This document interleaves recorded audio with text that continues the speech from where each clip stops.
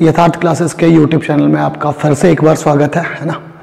आप कैलेंडर पढ़ चुके हैं, सीरीज का ही पार्ट है, आगे सीरीज के और क्लासेस करेंगे like analogy, odd one out, है ना। लेकिन आज जो टॉपिक स्टार्ट करेंगे वो टॉपिक होगा आपका डाइस यानी कि पासा। ठीक है, एक क्वेश्चन लगभग श्योर शॉर्ट है कि एसएससी और रेलवे में एक क्वेश्चन आपसे श्योर शॉर्ट पूछेगा ही पूछेगा। ठीक है, तो चलिए चलते हैं डाइस पे।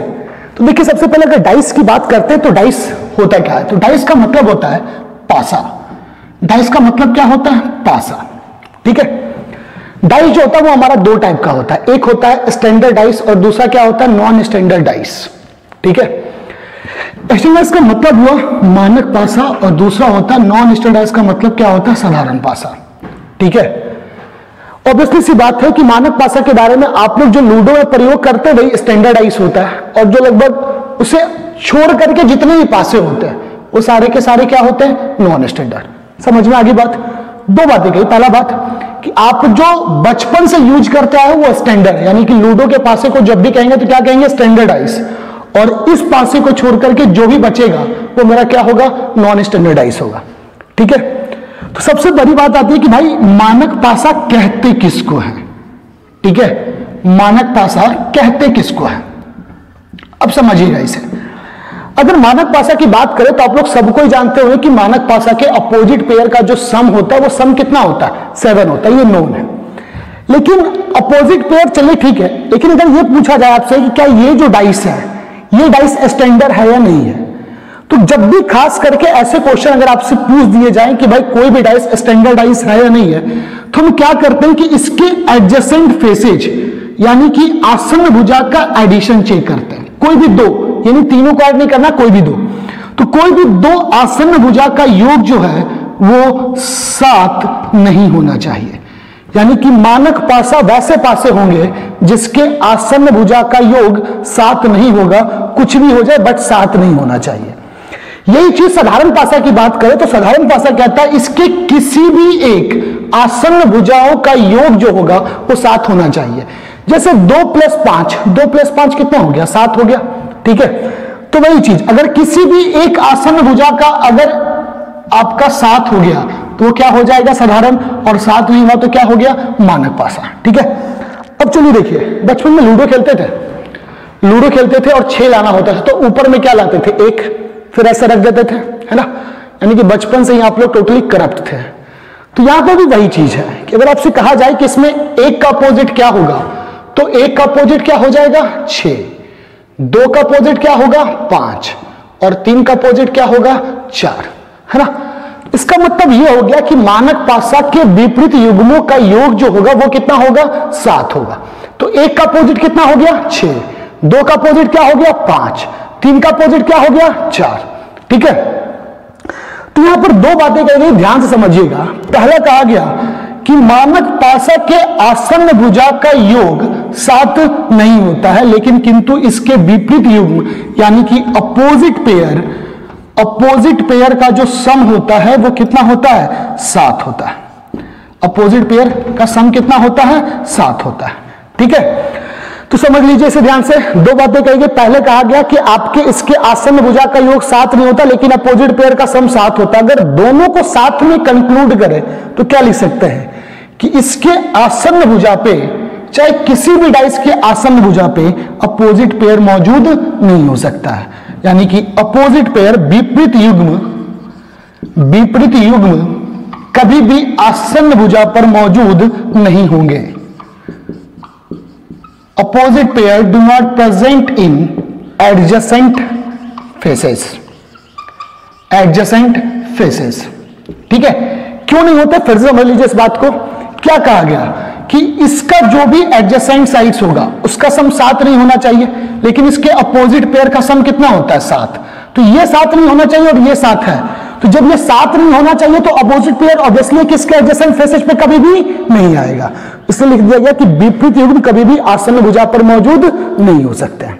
अब देखिए, ये तो आपको स्टैंडर्डाइज का कभी अपोजिट नंबर तो पूछेगा नहीं, क्योंकि ये श्योर है कि स्टैंडर्डाइज के अपोजिट पेयर का जो सम होगा वो हमेशा कितना होगा? 7 होगा। तो आपसे जब भी पूछा जाता है तो किसके बारे में पूछा जाता है?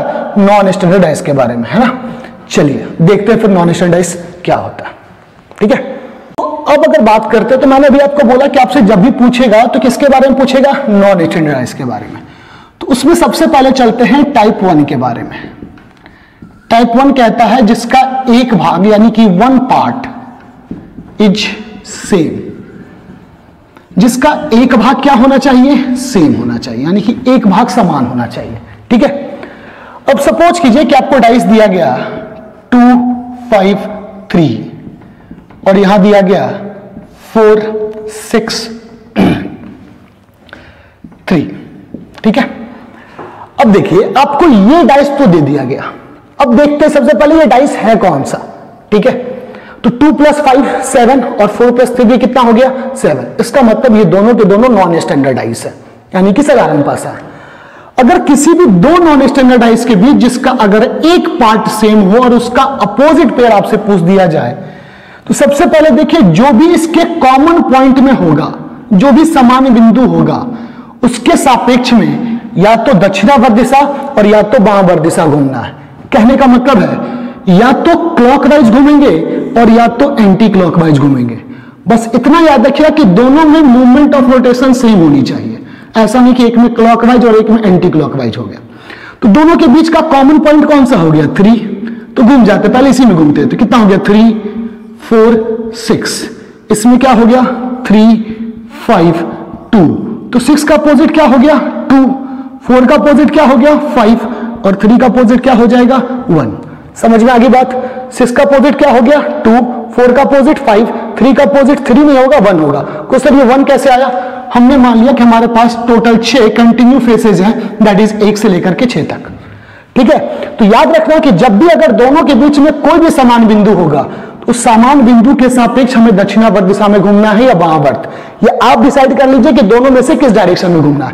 इतना याद रखिए कि दोनों का मूवमेंट ऑफ डायरेक्शन क्या होना चाहिए, सेम। अगर एक में क्लॉकवाइज तो दूसरे में भी क्लॉकवाइज, और एक में एंटी क्लॉकवाइज तो दूसरे में भी एंटी क्लॉकवाइज। जरूरी नहीं कि आपसे हर बार न्यूमेरिकल बेल्ट तो दीजिएगा। अब देखिए, अब आपसे सपोज कीजिए पूछ दिया गया अल्फाबेटिकल बेस पे, दैट इज ABC DAE, है ना। अब देखिए ऑब्वियसली ये दोनों नॉन स्टैंडर्डाइज है ना। ये मत सोच लेना कि एक की वैल्यू 1, बी की वैल्यू 2 और सी की वैल्यू 3 तो ये स्टैंडर्डाइज होगा, है ना, ऐसा कोई जरूरी नहीं है। अब देखिए, अब सपोज कीजिए कि आप इस दोनों के बीच का कॉमन पॉइंट ढूंढेंगे, तो दोनों के बीच का कॉमन पॉइंट कौन सा होगा A। इसके क्लॉकवाइज डायरेक्शन में घूम जाइए तो क्या आएगा ACB, इसमें क्या आ जाएगा AED। तो B का अपोजिट क्या हो गया D, C का अपोजिट क्या हो गया E और A का अपोजिट हमने मान लिया, फिर से वही बात, हमारे पास कंटिन्यू फेसेज है, that is A to F, A से लेकर F तक हमारे पास लगातार फेसेज है। तो B का अपोजिट क्या हो गया D, C का अपोजिट E और A का अपोजिट F। कैसे किया, बस जो भी कॉमन पॉइंट है उसके क्लॉकवाइज डायरेक्शन में हमने घूम लिया। समझ में आ गई बात। चलिए ये तो था न्यूमेरिकल बेस पर, ये तो था अल्फाबेटिकल बेस पे। अगर यही क्वेश्चन आपसे कह दिया जाए कि आपको on the basis of sine पूछ दिया गया, जैसे प्लस माइनस मल्टीप्लाई, है ना, मल्टीप्लाई ट्रायंगल और सर्कल। अब देखिए इस दोनों के बीच का कॉमन पॉइंट कौन सा होगा, ऑब्वियसली सी बात है कॉमन पॉइंट कौन सा होगा मल्टीप्लाई। इसके क्लॉकवाइज डायरेक्शन में घूम जाइए तो क्या हो जाएगा मल्टीप्लाई प्लस माइनस, इसमें क्या हो जाएगा मल्टीप्लाई ट्रायंगल और सर्कल। तो माइनस का अपोजिट सर्कल, प्लस का अपोजिट क्या हो गया ट्रायंगल। अब आपको यहां पर कंटिन्यू फेसेस तो कोई बोल ही नहीं रहा। अगर अब आपसे पूछ दिया जाए कि मल्टीप्लाई का अपोजिट क्या होगा, तो जब भी खास करके ऐसे क्वेश्चन आएंगे तो सीधे ऑप्शन पे चले जाएंगे। किस पे चले जाएंगे, ऑप्शन पे। अब ऑप्शन में देखिए कौन सा न्यू टर्म को इंट्रोड्यूस किया गया, जो भी न्यू टर्म होगा वही मेरा इसका अपोजिट होगा। अब सपोज कीजिए कि आपको क्वेश्चन दिया गया पहला प्लस, दूसरा माइनस और तीसरा डॉलर, और आपसे पूछा जाए कि इसमें मल्टीप्लाई का अपोजिट क्या होगा, यानी कि गुना का विपरीत क्या होगा, तो मल्टीप्लाई का अपोजिट ऑब्वियसली क्या हो जाएगा थर्ड। जो भी न्यू साइन होगा या फिर न्यू चिन्ह कुछ भी दे दिया गया हो, ये बट न्यू होना चाहिए। न्यू कहने का मतलब कि ये इस दोनों डाइस में उसका यूज नहीं किया गया होगा। ठीक है, समझ में आ गई बात। चलिए तो मल्टीप्लाई का अपोजिट में क्या हो जाएगा डॉलर। ठीक है, चलिए टाइप 1 तो हो गया। टाइप 1 लेकिन क्या था कि जिसके एक भाग क्या हो समान हो। अब चलते हैं टाइप 2 पे। टाइप 2 कहता है कि जिसका कोई भी पार्ट सेम ना हो, नो पार्ट इज सेम। अब सपोज कीजिए कि आपको डाइस दिया गया 1 2 3, ठीक है, और 4 5 6, है ना। अब आपसे इसमें कहा जाएगा कि इसमें 1 का अपोजिट क्या होगा, तो कितने लोग सोच रहे हो कि 1 का अपोजिट 4 होगा, है ना। एक चीज हमेशा समझ के रखिएगा, जरूरी नहीं कि ऊपर वाले का कनेक्शन ऊपर वाले से हो, ऐसा कोई जरूरी बिल्कुल भी नहीं होता है, ठीक है। तो 1 का अपोजिट इसमें 4 नहीं होगा, ये स्टैंडर्ड डाइस है। तो इस केस में 1 का अपोजिट क्या होगा 6, 2 का अपोजिट क्या होगा 5 और 3 का अपोजिट क्या होगा 4, है ना। तो यहां हमने बता दिया कि ऐसा जरूरी कभी नहीं होगा कि ऊपर वाले का कनेक्शन ऊपर वाले से होगा, ऐसा कोई जरूरी नहीं है। फर्स्ट 4 का कनेक्शन फर्स्ट से भी हो सकता है, सेकंड से भी हो सकता है और थर्ड से भी हो सकता है, कनेक्शन हो किसी भी सकता है। लेकिन ये स्टैंडर्डाइज था तो इसको फाइंड करना इजी था, क्योंकि हमें पता है कि स्टैंडर्डाइज के अपोजिट पेयर का जो सम होता है वो अपोजिट पेयर का सम कितना होता है 7 होता है ना। अब अगर यही चीज आपको नॉन स्टैंडर्ड में दिया गया हो, जैसे सपोज कीजिए आपसे कहा गया 4 2 3 और 1 5 और 6 दिया गया। अब कहा जा रहा है कि इसका अपोजिट पेयर क्या होगा, है ना। तो अब इसका अपोजिट पेयर क्या होगा, पहले लोग सोचेंगे कि 4 का अपोजिट क्या होगा 1 होगा। तो 4 का जो अपोजिट होगा वो इस तीनों में से कुछ भी हो सकता है। 4 का अपोजिट 1 भी हो सकता है, 5 भी हो सकता है और 6 भी हो सकता है। हमें पता होगा इसी तीनों में से एक, लेकिन हम एग्जैक्ट नहीं बता सकते, ठीक है। सेम चीज अगर आपसे पूछा जाए 2 का अपोजिट क्या होगा, तो 1 भी हो सकता है, 5 भी हो सकता है और 6 भी हो सकता है। सेम चीज 3 का पूछेगा कि 1 भी हो सकता है, 5 भी हो सकता है और 6 भी हो सकता है। हो कुछ भी सकता है, इसके लिए आपको टेंशन नहीं लेना है, ठीक है। अब सपोज कीजिए कि आपसे क्वेश्चन इसी का एक स्पेशल केस दे देगा। अगर यही सेम क्वेश्चन, अगर आपका स्पेशल केस का मतलब कि यदि टॉप व्यू और बॉटम व्यू दिया गया हो, क्या दिया गया हो टॉप व्यू और बॉटम व्यू, है ना। तो जब अगर आपको टॉप व्यू और बॉटम व्यू की बात कही जा रही है, तो सपोज कीजिए अगर आपसे क्वेश्चन कहा गया दैट इज 4 2 5 1 6 3, तो आपसे कहा जाए कि इसमें 4 का अपोजिट क्या होगा 1, 4 का अपोजिट क्या हो जाएगा 1, 2 का अपोजिट 3 और 5 का अपोजिट 6, है ना। अगर आपको जब भी ये चीज दिया गया तो अब आप कहेंगे सर 2 का अपोजिट 6 होना चाहिए। मैंने पहले बोला हूं कि टॉप व्यू और बॉटम व्यू है, जब डायरेक्शन अपोजिट होगा तो अपोजिट का साइन भी क्या होगा अपोजिट होगा। कहने का मतलब है इसका लेफ्ट इसके राइट और इसका राइट जो होगा वो इसके लेफ्ट के अपोजिट हो जाता है, ठीक है। तो अब कहोगे सर हमें कैसे पता चलेगा कि ये स्पेशल केस है या नहीं है। हमें पता तो चलना चाहिए, क्वेश्चन में अगर दिया रहे तब तो बढ़िया, और नहीं दिया रहे तो फिर कैसे यूज करेंगे। ये चीज आपका डिपेंड करेगा ऑप्शन पे। अब सपोज कीजिए कि आपसे क्वेश्चन कह दिया जाए कि what is the opposite of 4, 4 का अपोजिट क्या होगा। आपसे कहा जा रहा है कि 4 का अपोजिट क्या होगा। आपको ऑप्शन दिया गया 1 हो जाए, B 2 C 6, है ना। अब 1 to 6 दिया गया ऑप्शन में। देखिए अब ये सारे के सारे देख के लगता है कि कोई भी जनरल केस का ऑप्शन है। अगर ऑप्शन में जनरल केस मौजूद होगा तभी वो जनरल केस के अंतर्गत आएगा, नहीं तो जनरल केस के अंतर्गत नहीं आएगा, ठीक है। अब देखिए ऑप्शन में ये सारे के सारे स्पेशल केस के वैल्यू दिए गए, इसका आंसर क्या हो जाएगा ए। लेकिन अगर ऑप्शन में आपको दे दिया गया कि 1 भी हो सकता है, 3 भी हो सकता है और 6 भी हो सकता है, तब इसका ऑप्शन क्या आएगा डी, ठीक है। तो बस आपको यह चेक करना है कि ऑप्शन में क्या दिया गया। अगर ऑप्शन में सिंगल केस दिया गया होगा, क्या दिया गया होगा सिंगल, यानी कि सारे के सारे सिंगल डिजिट में होंगे तो स्पेशल केस, और सिंगल डिजिट में नहीं होंगे तो क्या हो जाएगा जनरल केस। समझ में आ गई बात, क्लियर, कोई डाउट। अब आपने ये देख लिया कि अगर एक पार्ट सेम हो तो कैसे निकालना है, अगर कोई पार्ट सेम ना हो तब भी देखना है। अब आपको ये देखना है कि एक पार्ट सेम देख लिया, कोई पार्ट सेम ना हो तब भी देख लिया, तो अब कितने पार्ट सेम कर देते हैं 2। यानी कि अब चलते हैं टाइप 3 पर, और टाइप 3 कहता है कि यदि 2 पार्ट क्या हो सेम, है ना, यानी कि 2 भाग इसमें समान होना चाहिए, ठीक है। अब सपोज कीजिए कि आपको क्वेश्चन दिया गया 2 5 3 और ये दिया गया 2 5 6। ठीक है, तो एक चीज याद रखिए कि अगर किसी भी नॉन स्टैंडर्डाइज का दो पार्ट सेम हो, कितना पार्ट सेम हो, दो पार्ट सेम हो, तो इस दोनों के बीच का जो अनकॉमन पार्ट होगा ना, वो एक दूसरे का हमेशा अपोजिट होगा। क्या होगा? अपोजिट होगा। इसमें 3 का अपोजिट क्या हो जाएगा? 6। 3 का अपोजिट क्या हो जाएगा? 6। 2 का अपोजिट क्या होगा? ये तो आपस में अपोजिट हो गए, लेकिन क्या 2 का अपोजिट 5 हो सकता है? पॉसिबल ही नहीं है। 3 हो सकता है? पॉसिबल ही नहीं है। 6 हो सकता है? पॉसिबल ही नहीं है। अब कहोगे सर क्यों पॉसिबल नहीं है? क्योंकि आपको मैंने पहले बता दिया कि अपोजिट पेयर कभी भी एक साथ मौजूद नहीं हो सकते। अगर अपोजिट पेयर एक साथ मौजूद होंगे तभी ये पॉसिबल होगा, लेकिन ऐसा कभी भी नहीं हो सकता। तो 3 का अपोजिट तो 6 हो गया, 5 हो नहीं सकता, 3 हो नहीं सकता, 6 हो नहीं सकता, तो बचा क्या क्या?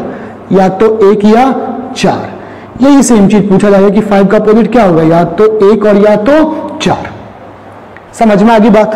तो इसका मतलब यही हो गया कि हम इसका एग्जैक्ट अपोजिट नंबर तभी निकाल सकते हैं जब हमारी चाहत कितने की होनी चाहिए? 1, है ना। चाहत 1 से कम होगी तब भी दिक्कत है, चाहत 1 से ज्यादा होगी तब भी दिक्कत है ना। तो हमें सिर्फ कितने पे कंसंट्रेट करना है? 1 पर। समझ में आ रही बात? तो ये आपको डाइस के 2 पार्ट दिए गए थे, लेकिन क्या जरूरी है कि आपको हर बार डाइस के 2 पार्ट दिए जाए? ऐसा भी हो सकता है कि 3 दे दिया जाए, 4 दे दिया जाए, 5, कितने भी पार्ट दे दिए जाए, उससे कोई टेंशन वाली बात नहीं है। तो आपको बस इतना ही ध्यान देना है कि हमें कितनी चाहत होनी चाहिए? 1। हमारी चाहत कितनी होनी चाहिए? 1। समझ में आ रही बात? अब देखिए, सपोज कीजिए कि आपको क्वेश्चन दिया गया 2 3 5 1 4 6 1 6 2। ठीक है, अब सबसे पहला हमारा काम क्या हुआ कि हमें एक कॉमन पार्ट ढूंढना है। क्या करना है? एक कॉमन पार्ट ढूंढना है। समझ में आ रही बात?